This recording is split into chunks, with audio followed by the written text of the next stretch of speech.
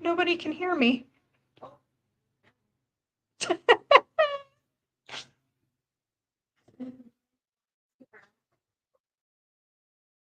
Okay. Time for me to circle back, it seems. So welcome to our live on October the 7th. Clearly, I thought the technology gods were with me, but I am relearning that fact. Okay, so I was talking about the Bothy Scandi Tree kits and the fact that we've now received them. We don't have to wait till Wednesday, thank goodness. So they are packed up and ready to go out to everyone. So you should have received a phone call or yeah, you should have received a phone call from me, either a voicemail or something, confirming if you signed up for delivery, if you still want that delivered. There were a couple people, you were far enough away. I just decided you were getting delivered. If that's not the case, call the store because I'll be shipping them out tomorrow morning as I drop my daughter off to school. So, Alicia, do you think you could hit mute? Okay. I'm hearing myself again in the background. So, things I have found helpful. My sister showed me how to use this water erasable pen that I've been using to mark out my grid, which has been excellent for me knowing where I'm going because I move around in a couple different ways in the pattern, and I'm able to use that to kind of ground myself in where I should be stitching. I only got confused a couple times and had to frog what I was doing. Oh, also these little grippies that I'm using because I'm stitching outside of a hoop, I'm just stitching in hand, have been super helpful. So these are the So Tasty grippies. If that's something you need, I don't believe we have these listed on the website, but we can certainly make it possible for you to purchase those and get them shipped out to you if you feel you need them. Pair of snips would be super helpful for me instead of me carrying around this giant pair of my paper scissors. Yeah, that's adding a bit of weight to that package. And it is very, very, very easy to lose these needles, and you only get one in the kit. So a needle minder or a magnetic thing of some sort to keep track of that needle is not a bad idea. And the needle minders are definitely on our website, sewingcafe.ca. There's no that in front of it. It's just Sewing Cafe. Okay. So cross stitch kits, the snuggle is real. This is what some of them look like.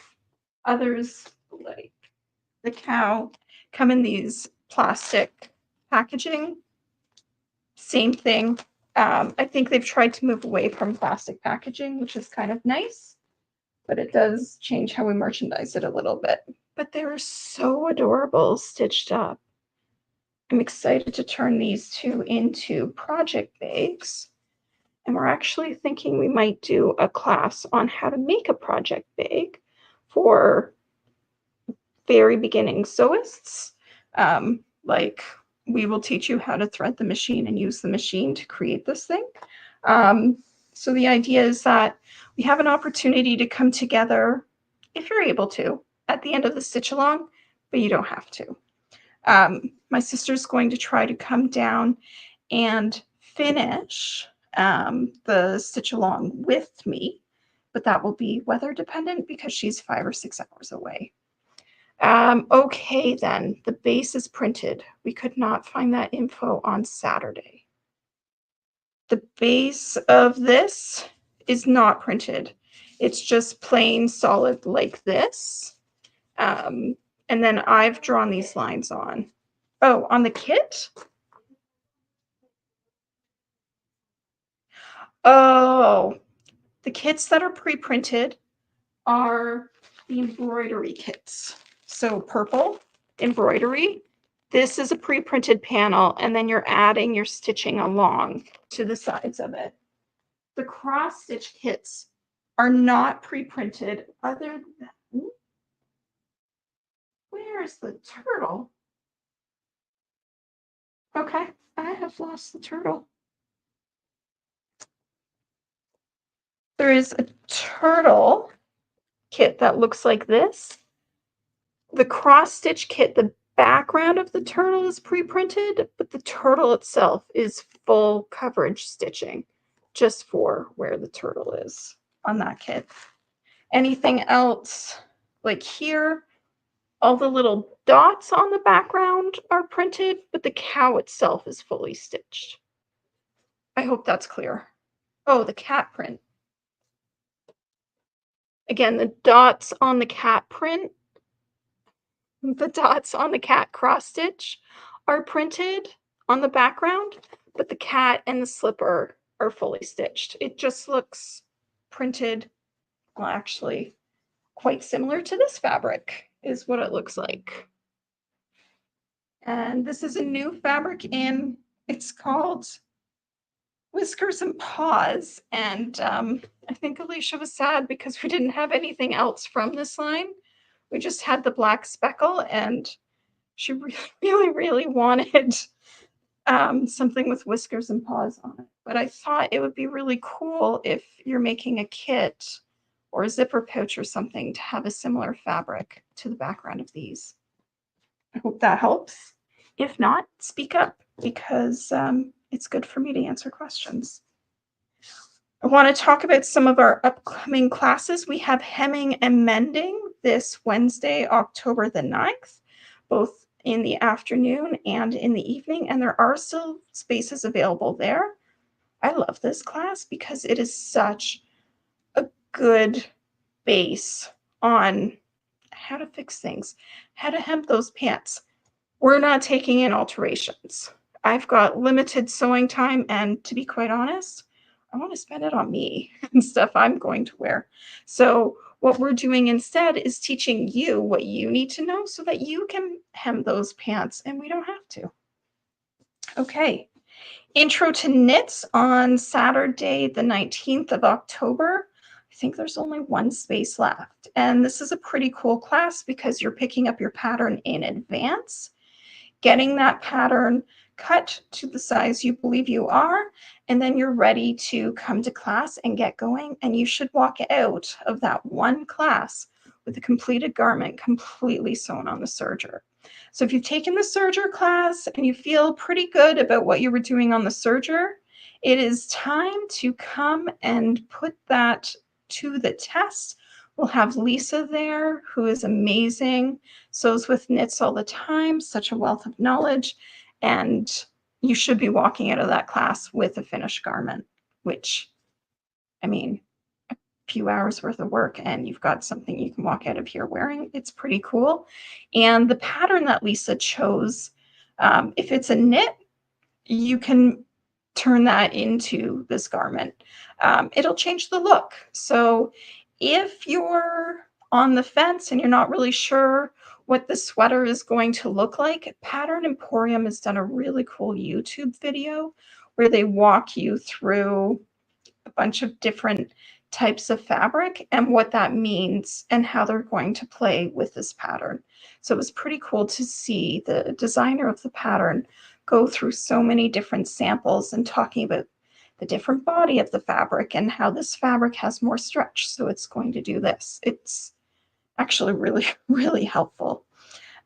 Sew with me. So if you have a little one that you want to sew with and you'd like to do it here so that you're not the only one trying to guide them in what they should be doing, this is where there's an adult and a child who come together. And there's one class fee for both the adult and the child. And that is on Saturday, the 26th from 9:30 to 11:30. Now, later that day is our Masquerade on Main, and this is an annual event that is beloved by the children in this community. It's actually pretty cool for adults too to come out and just see all the different costumes. You know, it's a lot of kids going from store to store to go trick-or-treating a little earlier in the day and not on the Halloween evening so that they can get that trick-or-treat experience without staying up super late. And then in honor of Halloween, we decided this year we would actually do a Halloween costume contest giveaway. I don't know if you can see that. Definitely this image has been on our socials. So you can win a gift basket for up to, well, win a gift basket with $100 value or more. So what we're asking is that you post your homemade costume. Now, to prove that it's homemade, we need an in progress picture posted. So maybe a carousel on Instagram or a couple photos on the same post on Facebook. You're going to use the hashtag the Sewing Cafe Halloween 24. That's the digits 24. And tag and follow the Sewing Cafe for opportunities to win. There's more details in the caption on social media. So look for this post because you or a young one in your life could win this contest. There's a lot of great costumes out there, but I really cherish the homemade ones, the ones where, you see someone come in and they want to be a taco and it's like, okay, no, a burrito? Yeah, I think she wanted to be a burrito. So she came in looking for fabric for her lettuce and, what is she going to use as her wrapper? And it was really, really cool to see the creativity and the different things that people are up to with their Halloween costumes.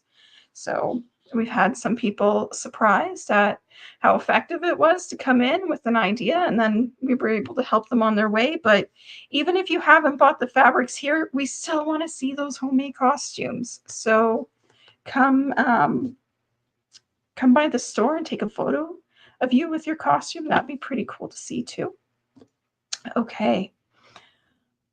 We have a ton of new fabrics in.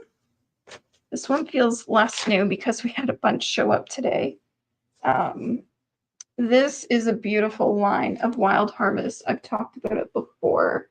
It is so cute. There's like little snails and mushrooms and some strawberries. This snail on top of this mushroom cap here is so darling. We had someone come in who knows ferns very, very, very well.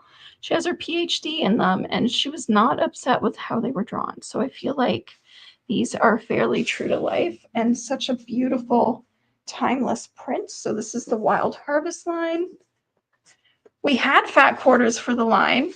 They sold out on the first day that we got the fat quarters in. It's just the way it happens. So we've ordered more. They should be here soon. And then we've added a couple of the fabrics because there's been so much interest.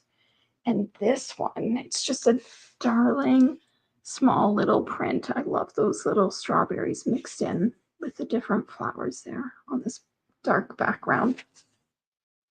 So that's the Wild Harvest line. It's, of course, 100% cotton. It's a quilting poplin or quilting cotton.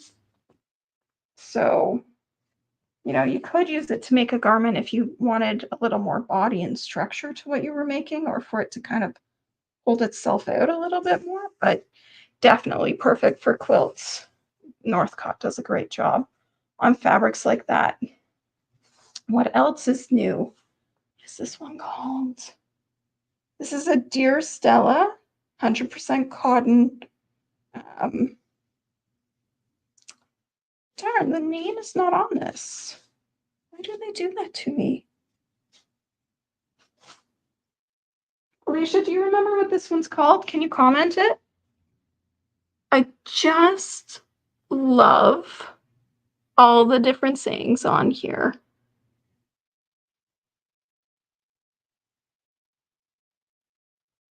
Felt cute, might start something. Handmade quality. This stuff took forever. Measure once, cut twice. It's not quite G-rated, but it's not quite R-rated either. Quilting like a boss. Stitch, please. Quiet Riot, sweary stitching. Yeah, that's the one. I just picture that one as a bag lining. Now, we also got some new fabrics in. And don't kill me. I know I'm talking about Christmas before Halloween. If you're going to make something, you need to know now. So we have this very cute quilty Christmas line in. And I just love this like Merry Mail. There's little quilt blocks, just adorable like postage stamp holiday. And there's these cute little birds and gingerbread men. So sweet. So there's that one. Then there's this one where some of the baubles have traditional quilt blocks on them. So it's Christmas and quilty without being a little too kitsch. This one's more obviously quilty, but it's just like a good star print. So your quilty friends would know, and your non-quilty friends would just think it's Christmas. And then this is the green colorway of that. Such a nice mixer. Okay, so those are A Quilty Little Christmas by Kimberbell. I think we're still in the process of getting those on the website. They'll probably be up tomorrow. Where we were supposed to be getting our images from, we couldn't find them. So it's going to take us a little bit longer to get them up, especially since I stopped Alicia from what she was doing and had her help me paint some trim today. But we're kind of done. Also new in the house, people have been asking. I ordered these in July. It's not just because you've been asking. I was thinking about it too, I swear. But they randomly showed up. We never quite know when things are going to come. And it's this beautiful print on black flannel. I just loved it. Sometimes you need something a little more joyful and childlike. So there's that cute one. We also have these fun numbers. So it doesn't have to be for a kid, but it could be for a kid. Fun numbers in black background.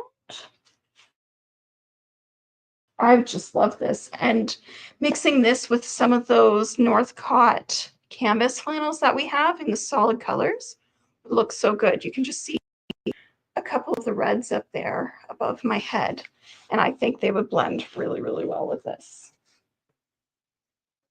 And then for the little builders out there, who wouldn't love all the construction vehicles? I feel like every toddler falls in love with construction vehicles, or at least the ones I knew. And then for the space lovers out there, we've got this as well. All quality flannels. These are Maywood Studio. So this is a playtime flannel, and I've been really happy with the quality of these. So this is a flannel. It's not a flannelette. When you wash it, it's not going to fall apart, or at least that has not been my experience with other Maywood flannels, and they're pretty cozy. They'd make great pillowcases, great pajama pants, great ray quilts. Even just like a few of those mixed with a bunch of those ones would just really pop. So happy to add those flannels to our flannel section in store. Although I think you might notice that the flannels go on sale later this week because we might have a few too many. Just the way that it is. Okay, what else is new in store? Ooh.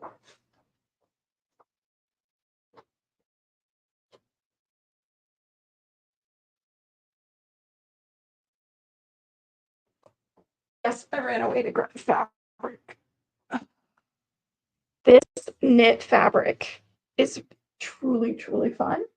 And it's a pretty good price too.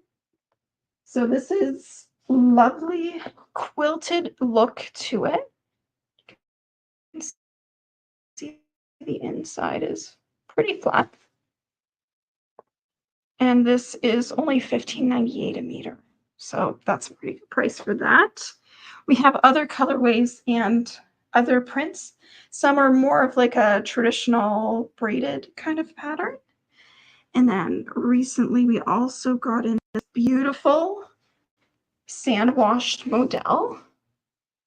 I want to live in this fabric forever. I think modal is one of my favorites in terms of texture and how it feels. We have closet core patterns showing up soon. They've already shipped. And I feel like the Mitchell pants in that modal would be incredible. So you might see them done in that colorway, or maybe more of like a neutral basic so that I can wear them with more things. And also on its way is our Wardrobe by Me pattern showing up from a pattern designer based out of Denmark. And I don't just love Wardrobe by Me patterns because it's by a Danish designer and I'm half Danish. They're actually really nicely drawn and drafted. There's a lot of people I trust in garment making who have constantly tried to refer me to these patterns, and I was a holdout. I tried one and I was really happy with it. So now we've brought them into store, which means we're going to have to add to our pattern wall. I have to figure that one out because I've ordered the patterns and they don't really have a home yet. All right. Does anyone have any questions? I think we had one question submitted to us that I'd like to go over quickly, and that's how you tell how much stretch a pattern has. Which is why it's good that I grabbed this knit. So I'm just going to unwind this a little bit and try to awkwardly explain myself. So with knit fabric, the percentage of stretch that a pattern has is important. So often when you're looking at a pattern, like a Jalie pattern, there will be a diagram that says this amount of fabric has to stretch this much further. Could you grab a Jalie pattern for me? So what you would do is line up and then pull and see how much stretch there is. And there might be different stretch in different directions. So from here to here, you can see there's a lot more give than from here to, that's a woven. Oh. I need a stretch one. Sorry, I should have been more clear. So from here, if I measure 10 centimeters, and then I measure how much further this goes, like let's say this goes from 10 centimeters to 12, then I know that I have 20% stretch because the difference is 2.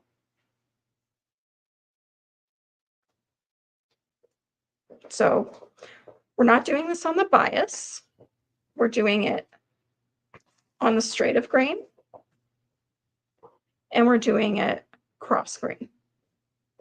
And so when you look at a Jalie pattern, they tell us the percentage of stretch that we need in both directions, if it's needed in both directions.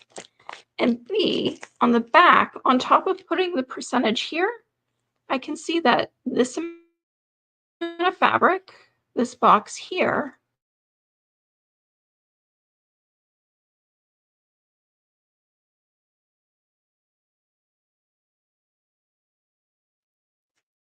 let's see if I can do this so that you can see.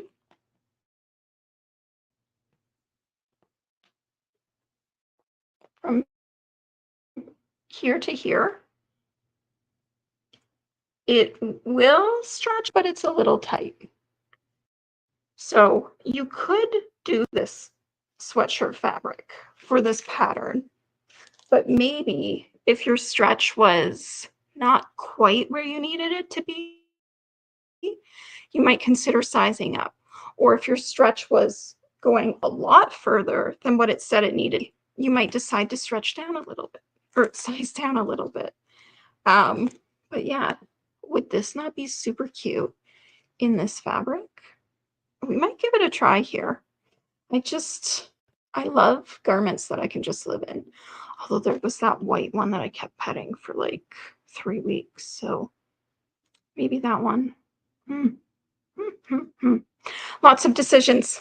Anyway, I hope that answers questions that you've had.